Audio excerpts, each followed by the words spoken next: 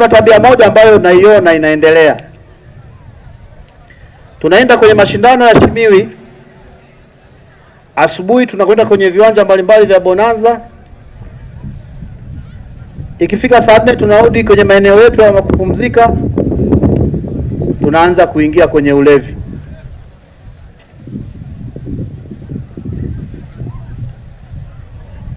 Tunaenda kwenye michezo lakini tunashiriki sana ulevi wa pombe.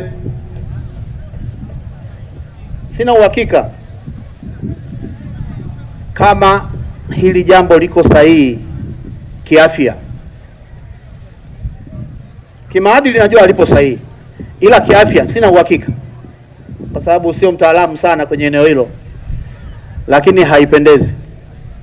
Tunaenda kwenye mashindano, wengine ikifika saa 5 amejitwika vizuri kabisa vyombo vyote. Sasa ni watahadharishe, tunatoa kibali watumishi kwenda kwenye michezo. Nendeni mkashindane kwenye michezo na sio kushindana kunywa pombe.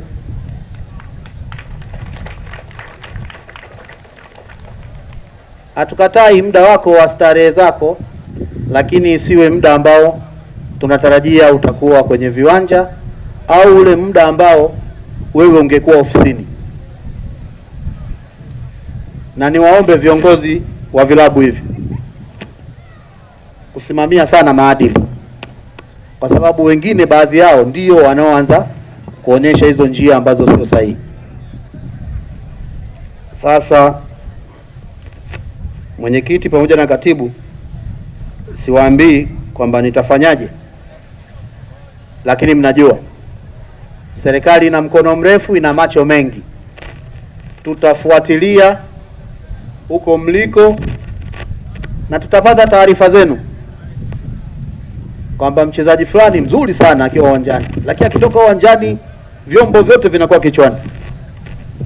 Sasa hilo nalo vile vile tutachukua hatua, kama ambavyo tunawataka viongozi wenu, kwa maana waajiri wenu, wawaruhusu, na nyie tunawataka mkenda kule mshiriki michezo ipasavyo na sio kushiriki kwenye mambo mengine ya hovyo hovyo.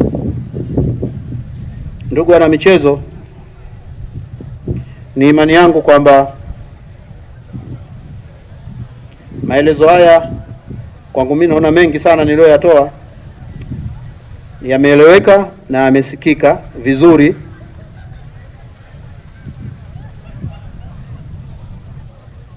Niwaombe kuendeleza maadili ya kiutumishi sehemu yote tunayokuwepo.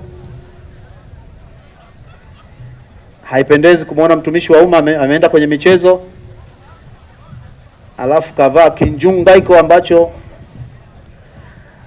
akikutana na mtu anayemfahamu anaanza kuona aibu huyo mtu anayekutana naye.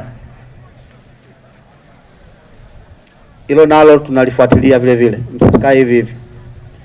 Kuna vinjunga vinavyovaliwa kwa vya hatari kabisa.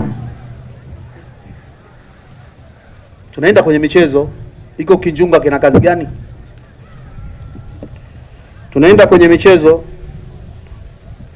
hayo mavazi yako ya ovyo ovyo yana faida gani? Kwa niwaombe watumishi wenzangu, mshiriki vyema michezo, lakini msiache kuzingatia maadili ya utumishi wa umma.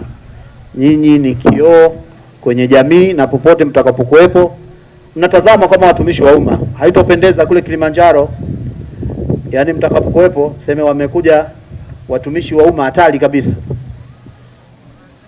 Nadhani nimeeleweka.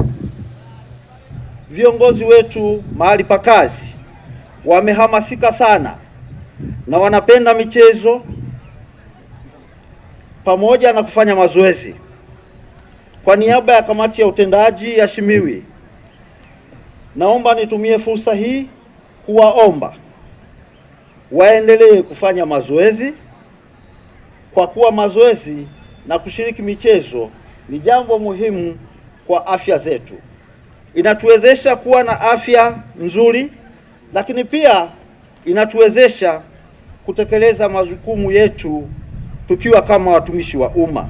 Tosha, tumeamua kuwa mstari wa mbele katika kuhamasisha waajiri na wafanyakazi kushiriki kikamilifu katika michezo ili kujenga nguvu kazi yenye afya njema itakayowawezesha kuwa na uzalishaji endelevu na wenye tija katika maeneo ya kazi.